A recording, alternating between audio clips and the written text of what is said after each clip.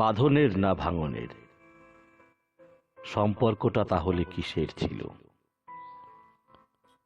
বুঝতে বুঝতে অনেকগুলো বছর পেরিয়ে গেছে। যদি ভাঙনেরই ছিল তাহলে সম্পর্কের ভিতটা বাঁধতে গিয়েছিলে কেন? যখন ভিত রচিত হয় আমাদের সম্পর্কের, কই তখন তো ভিত আলগা থাকেনি। অনেকগুলো বছর তো একসাথে পার করেছিলাম, তাহলে এভাবে ফাটল ধরল কেন? পারবে না কোনো উত্তর দিতে তুমি, আমি সেটা জানি।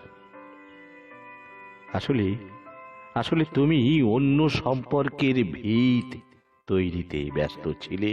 তখন ভিতরে ভিতরে নিরাপত্তা চেয়েছিলে নিজের, তাই আমাদের সম্পর্কের ভিতে নোনা জল ঢেলে গেছো গোপনে গোপনে।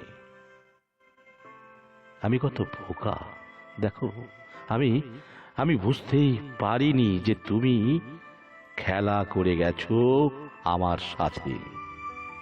কেমন সঙ্গ দিয়ে গেছে তোমাকে দিনের পর দিন, রাতের পর রাত। কেমন নোনা জলটা সোমরস মনে করে ঢেলে দিয়েছি আমি, যেটা আজ বিষের জ্বালা ধরিয়ে দিয়েছে আমার সারা শরীরে, পুড়ে ছাই করে দিয়েছে ভিতরটা আমার। তবু খুব জানতে ইচ্ছে করে যে কেন ঠকালে এভাবে আমাকে? কেন সাড়া দিয়েছিলে তখন?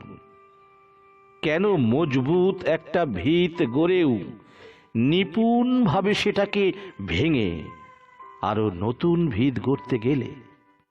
আমরা তো বন্ধু ছিলাম, যাতে সারা জীবন একসাথে থাকতে পারি, তাই তো সম্পর্কটাকে ভালোবাসার নাম দিয়েছিলাম, এবং অবশ্যই তোমার সম্মতিতেই।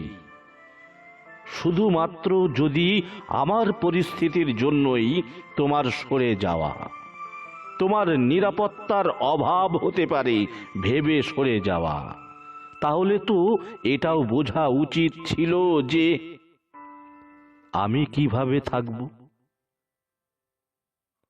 এতই যখন বুঝেছিলে তাহলে তুমি তখনই এটা বুঝতে পারতে যখন সম্পর্কের ভিতটা তৈরি হয়। কারণ তখনও তো আমি একটা সাধারণ মধ্যবিত্ত ঘরের ছেলেই ছিলাম।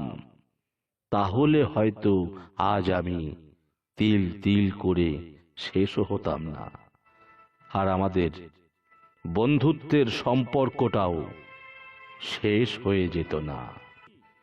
আর তুমিও নিজের ইচ্ছে মতো নতুন ভিত গড়তে পারতে, নিজের নিরাপত্তা সুনিশ্চিত করে। তোমার মতো ভাবার জন্যই আজ ভালোবাসা তার আসল সংজ্ঞা হারিয়েছে। ভালোবাসা হারিয়েছে তার আবেগ, তার অনুভূতি, তার রোমান্টিসিজম। সব সব সব আজ বড্ড মেকি হয়ে গেছে। আজ তোমার মতো ভাবার জন্যই ভালোবাসা মানে শুধু শর্ত, শর্ত আর শর্ত।